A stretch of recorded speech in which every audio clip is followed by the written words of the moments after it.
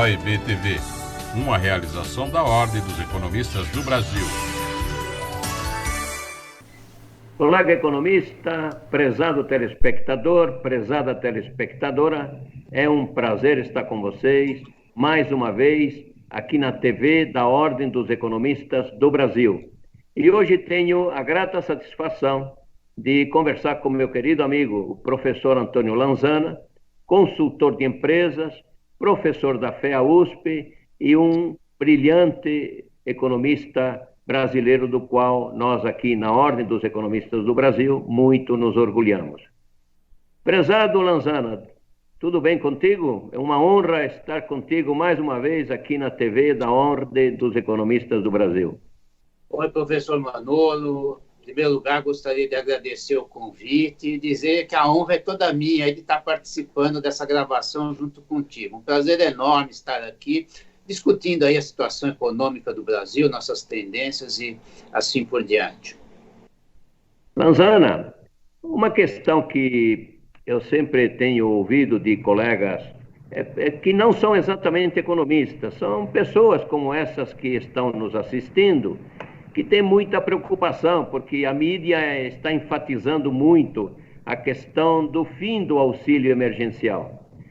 Sabemos que o auxílio emergencial foi muito positivo.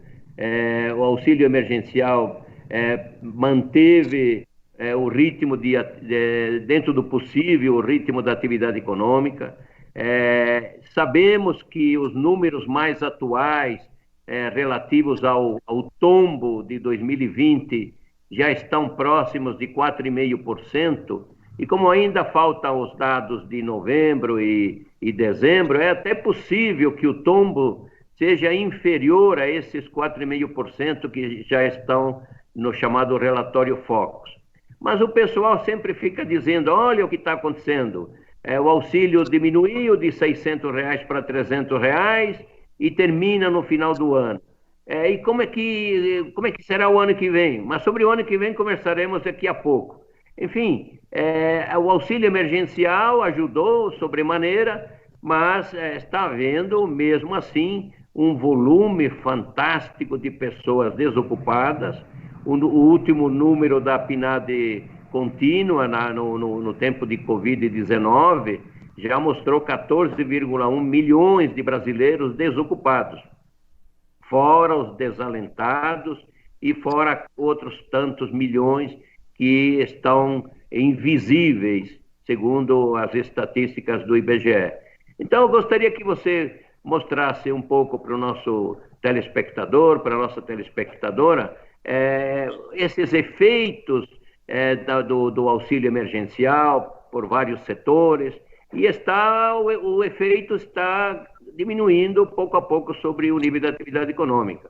Mas você, como especialista nessas questões, gostaria que traçasse um cenário, um diagnóstico da situação atual, para a gente poder conversar depois sobre o futuro. Manolo, acho que é importante, até para conversar sobre o futuro, é ter uma clareza do que está se passando no Brasil hoje, né? Resumidamente, nós tivemos um enorme tombo no segundo trimestre, no momento em que a pandemia chegou a todo vapor aqui, e tivemos uma forte recuperação no segundo trimestre. O IBGE vai divulgar os dados do PIB, mas pelo IBCR do Banco Central já dá para perceber que o terceiro trimestre cresceu fortemente. O que está por trás desse crescimento do terceiro trimestre? Sem dúvida alguma, é o auxílio emergencial.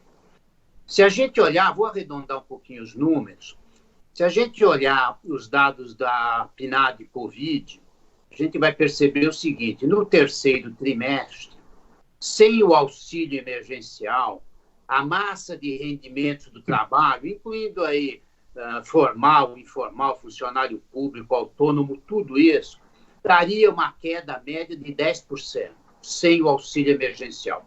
Somando o auxílio emergencial, cresce 4%. Ou seja, o terceiro trimestre, a capacidade de compra, a massa de rendimentos está acima do terceiro trimestre de 2019. Isso explica essa perna alta aí que nós tivemos no terceiro trimestre. Agora, tem um raciocínio importante para olhar aí. Se nesse terceiro trimestre, ao invés de 600, fossem pagos 300, ao invés de expansão de 4, nós teríamos queda de 3. Ou seja, no último trimestre do ano, nós vamos ter um efeito, eu diria assim, de arrefecimento desse crescimento.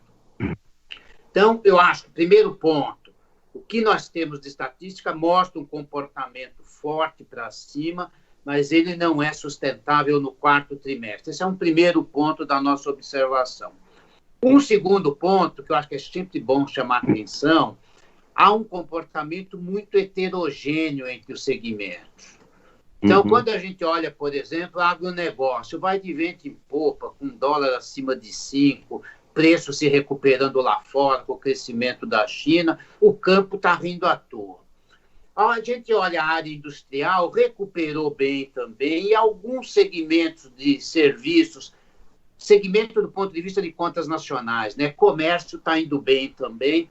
Agora, outros serviços vão muito mal, turismo, bar, restaurante, cabeleireiro, tudo isso é reflexo de duas coisas.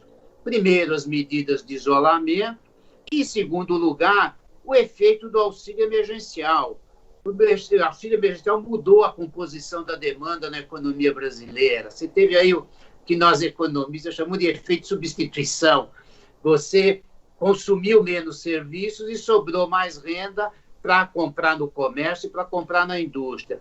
E se a gente observar ainda, Manolo, nas camadas de renda mais baixa, o aumento de renda foi muito forte, porque o auxílio emergencial de R$600 é muito maior do que a renda habitualmente recebida. Então, você tem uma pressão também sobre demanda de bens de primeira necessidade, tá certo? Então, isso mudou, puxou o mercado inteiro e fez uma mudança na composição da demanda agregada. Segundo, um terceiro ponto que eu queria chamar a atenção também, Manolo, é que nessa mudança de composição de demanda, nós tivemos alguns efeitos sobre a inflação. Por que isso?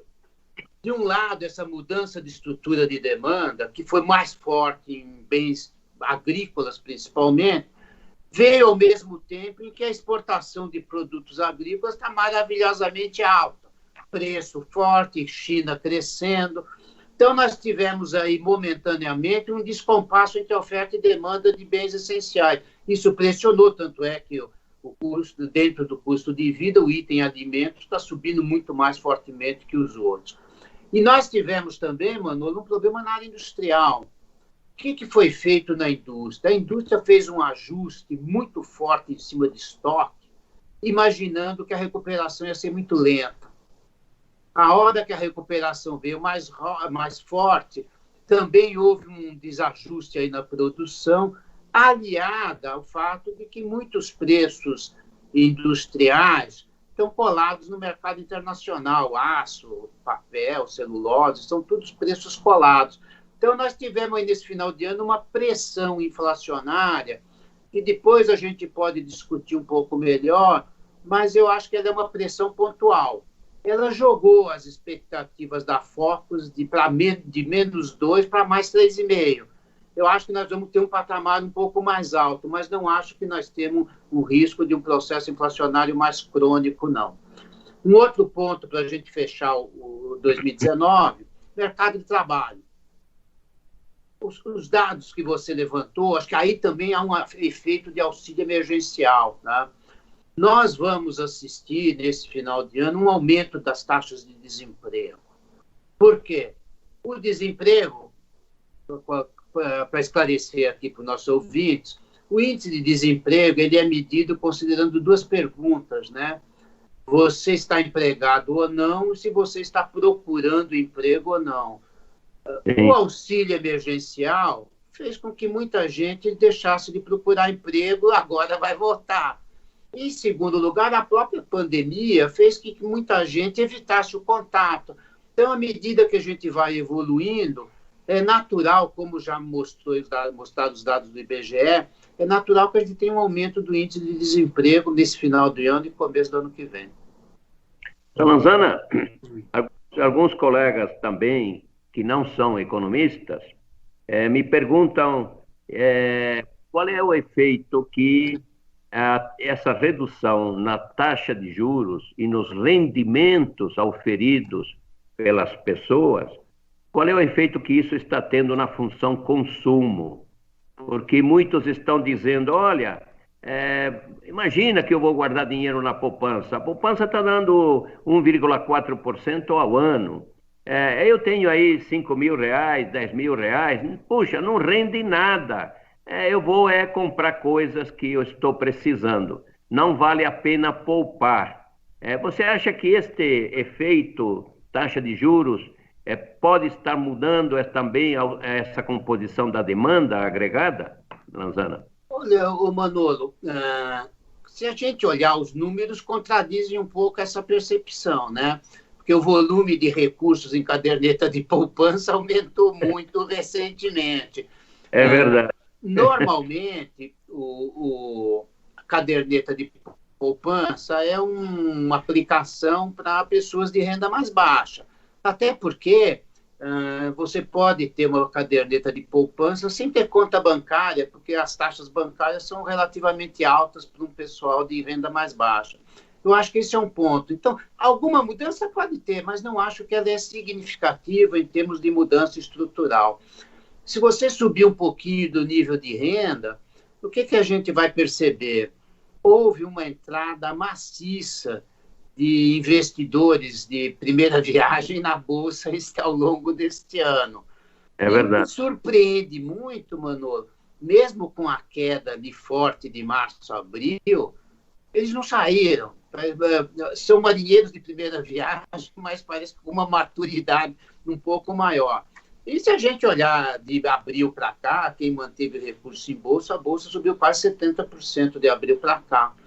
Tá certo, no ano ainda ela está abaixo do pico de fevereiro, mas é um bom sinal. Então, eu acho que o hábito de poupar é mais ou menos estrutural. Eu acho que o que nós vamos observar, isso eu acho que sim, nós vamos observar uma mudança de composição das aplicações. Acho que isso a gente já está verificando, tá certo? Pessoal saindo de renda fixa que está com um juro real negativo. Né? É verdade. Bom, Lanzana, vamos pedir um segundinho para o nosso telespectador, para nossa telespectadora, nosso querido economista, querida economista, e já retornamos. Perfeito. A economia é uma ciência social que estuda o problema da escassez. Toda e qualquer sociedade tem recursos escassos, até as sociedades mais ricas. Sempre haverá problemas de escassez de recursos. E este é o centro do estudo da economia. Temos 3 problemas fundamentais: o que produzir, o como produzir e para quem produzir. E são esses 3 problemas fundamentais o objeto de todo o estudo da ciência econômica. O profissional economista segue à risca cada palavra de seu juramento. Prezada telespectadora, prezado telespectador, prezada economista, prezado economista, é um prazer estar com vocês aqui na TV da Ordem dos Economistas do Brasil. E tenho o prazer, a honra de estar conversando com meu querido amigo, o professor Antônio Lanzana, professor da FEA-USP e consultor de empresas. E o professor Lanzana é um especialista em conjuntura brasileira, economia internacional, entre outras atividades que o professor Lanzana tem. Lanzana, estamos fazendo um excelente diagnóstico da situação pela qual agora estamos passando, e você salientou bem a questão da Bolsa de Valores, o crescimento que houve na Bolsa desde abril desse ano. Mais recentemente, no mês de outubro, ocorreu um ingresso espetacular na Bolsa, e isto está fazendo com que, nesses dias, se a gente olhar o dia de hoje, a Bolsa está batendo quase 111 mil pontos. Muitas empresas estão recuperando seus valores de Bolsa, mercê de mudanças que vêm ocorrendo na economia mundial, a questão da vacina é algo extremamente importante. Temos o crescimento da China. Você colocou muito bem a questão da inflação no momento anterior. Essa inflação, é lógico, pelos números que temos aqui da previsão do IGPM para 2021, deverá haver uma forte desaceleração no IGPM, embora o IPCA ainda esteja próximo de 3,4 na previsão desse ano de 2021. O ponto importante é que no relatório Focus, no último, Lanzana, está havendo uma expectativa de crescimento de 3,45% neste próximo ano de 2021. Na mediana das informações, ou seja, há colegas economistas que estão até apontando para um crescimento superior a esses 3,45%. Então, nós temos um cenário internacional aparentemente favorável num dos cenários, né? Temos aqui dentro também um cenário positivo se mudanças na Constituição forem realizadas para questões da mudança na administrativa, na reforma administrativa, na reforma tributária e assim por diante. Mas eu gostaria que você traçasse alguns cenários, que é a tua especialidade, dentro desse cenário internacional e os fatores fortes que nós temos e os fatores negativos que também temos na nossa economia. Fique à vontade, Lanzana. Perfeito, Manolo. Eu acho que o primeiro ponto que está relacionado à bolsa que você levantou e está relacionado ao cenário mundial. Eu acho que um ponto importante, claro, nós estamos evoluindo as vacinas e tudo mais, mas um ponto importante em termos de cenário internacional foi a vitória do Biden nos Estados Unidos. Por que eu acho que isso deu um impacto importante? Ao contrário da Europa, os Estados Unidos usaram largamente a política monetária como instrumento para enfrentamento da pandemia. Os instrumentos monetários praticamente se esgotaram. Acho que está faltando um pouco de estímulo fiscal, que a Europa usou mais que os Estados Unidos. A vitória do Biden aumenta muito a probabilidade de aprovação de um pacote fiscal. Não talvez do tamanho dos 2 trilhões, acho que não vai ser isso. Mas essa expectativa de aprovação de um pacote fiscal cria um estímulo para a economia americana, cria um estímulo para a economia mundial. Somado ao crescimento muito forte já vindo da China, você cria um ambiente internacional mais favorável, onde uma parte dos recursos que saíram dos emergentes estão voltando daí o ingresso na Bolsa. Há uma disposição a assumir mais risco nesse cenário mais favorável. Se nós olharmos, no Brasil saíram 86 bilhões de reais da Bolsa no início do ano. Voltaram mais ou menos 30, nós estamos ainda com um déficit líquido aí de 56 bilhões para voltar. Mas isso puxou a Bolsa nesse cenário de ambiente mais favorável. Isso é externamente. Agora vamos trazer um pouco para o campo interno. Eu acho que nós não podemos deixar, ao fazer cenários, de destacar algumas incertezas muito presentes ainda na economia brasileira. Uma primeira incerteza é a segunda onda. Nós vamos ter, não vamos ter. Aqui em São Paulo já foram adotadas medidas de redução, já voltamos para a fase amarela. Isso pode ter um impacto adicional, é uma incerteza. Um segundo, a vacina já está bem avançada, mas nós não podemos esquecer também do seguinte: nós precisamos vacinar 7,7 bilhões, que é a população mundial. Isso dá mais de 15 bilhões de doses, considerando aí a hipótese mais provável de ser 2 doses da vacina. Isso é um problema logístico sério, você primeiro produzir tanta vacina, distribuir e com temperaturas muito baixas. E tem ainda gente para aplicar. Então, acho que, claro, a gente cria expectativa favorável, impacta o momento, mas o prazo de solução disso é um pouquinho mais demorado. Uma terceira dúvida é se o auxílio emergencial vai ser prorrogado ou não. O Guedes diz que não, o Maia diz que não, o Bolsonaro às vezes fala que sim, fala que não. O Guedes diz que se houver uma segunda onda vai ser prorrogado. Isso tem um peso importante no que vai acontecer o ano que vem. Você levantou um ponto que eu acho que é fundamental. As reformas vão andar ou não?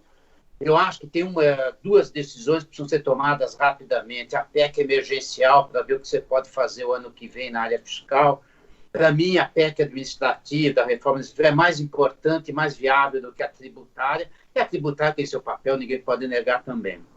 E eu acho que ainda um quinto ponto que, para mim, tem um peso enorme no ano que vem, mano. É a incerteza sobre a dinâmica da política fiscal o ano que vem. O teto vai ser mantido, vão botar uma chaminé e romper parte do teto ou não, vai ter subterfúgio. Isso é um dado fundamental de criação de expectativas, né?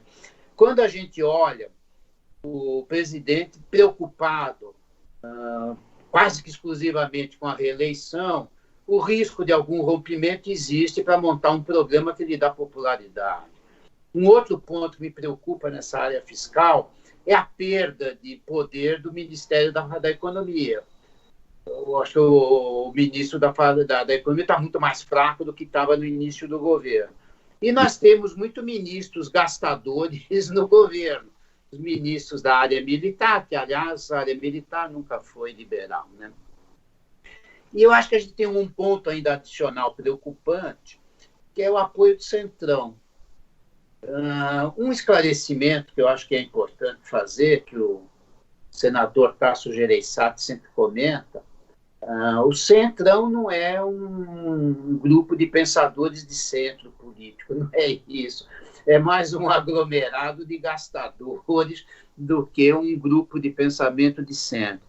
Então, isso são incertezas, mas nós não vamos deixar na mão aqui os nossos ouvintes e ficar só nas incertezas, né? O que eu vejo para o ano que vem, Manolo?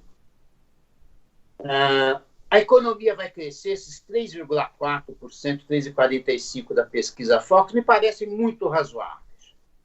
Agora, a gente precisa esmiuçar um pouquinho esse número, tá? Nós vamos comparar o país com um nível de atividade, uma base muito baixa, gerado pelo segundo trimestre. Eu fiz um cálculo aqui que eu gostaria de compartilhar com os nossos espectadores, o seguinte: o terceiro trimestre bombou, o quarto trimestre as estimativas estão se falando num crescimento em torno de 2%. Eu acho que ele pode crescer 2%, porque tem um carry-over aí no trimestre, porque você foi crescendo, a média do trimestre não é a de setembro. Você tem R$600 ainda em setembro, que você vai gastar em outubro. Então, acho que o fim do ano dá para dar algum crescimento. Mas eu acho que para chegar agora nesses 3 e 4, o PIB precisa andar de lado o ano inteiro. Eu acho que nós vamos ter uma economia andando de lado na margem em 2021 e na média crescendo 3,4%. Ou seja, esse crescimento de 3,4%, ele é condizente com um nível de estabilidade na margem igual ao de novembro, dezembro, igual ao do final do ano, igual ao do último trimestre, mais ou menos. Então, quando a gente fizer as comparações, o PIB vai crescer, mas na margem eu acho que ele vai tender à estabilidade. Por que eu acho que ele vai tender à estabilidade? Primeiro, o auxílio emergencial era 600, caiu para 300. Estou trabalhando com um cenário que, a partir de janeiro, volta o Bolsa Família e não tem mais auxílio emergencial. Então, exatamente. Um outro ponto, eu sou um defensor, nós todos somos de um ajuste fiscal, sem dúvida alguma, extremamente necessário. Agora, nós não podemos esquecer que ajuste fiscal de curto prazo é recessivo. Nós temos que reduzir gasto, e isso tem um impacto sobre o nível de demanda agregada, tá certo? O ajuste é recessivo. O desemprego deve fazer com que o consumo não decole também o ano que vem. Investimento, infraestrutura está um pouco lenta, mas pode dar algum estímulo. Na indústria ainda há muita capacidade ociosa, mesmo com esse crescimento recente. Onde eu acho que nós podemos pegar alguma tração, Manolo, é no setor externo. Nosso principal parceiro comercial é a China, e vai crescer 8% ano que vem. E o mundo está mais otimista também. falando um pouquinho de inflação, eu acho que a inflação foi para um patamar um pouco mais alto. Nós temos hoje uma política monetária onde o juro de curto prazo está muito alto, está muito baixa e a curva está muito alta. O que o Banco Central tem feito é o que vence, renova no curto prazo para não contaminar a política fiscal. Então, eu acho que isso é um procedimento que tem limite, ele não é ilimitado. Então, acho que nós vamos ter um crescimento de um aumento de taxa de juros o ano que vem, sim, nada explosivo, mas vamos ter também. E com o aumento de taxa de juros, acho que nós vamos ter uma acomodação de câmbio num patamar um pouco mais baixo que hoje. Não muito mais baixo, porque mesmo os juros um pouco mais altos não vão ser suficientes para fazer nova arbitragem de moedas que derrubou a cotação no passado. Acho que esse é um perfil aí, geral aí do ambiente para 2021, Manolo. Excelente, Lanzano.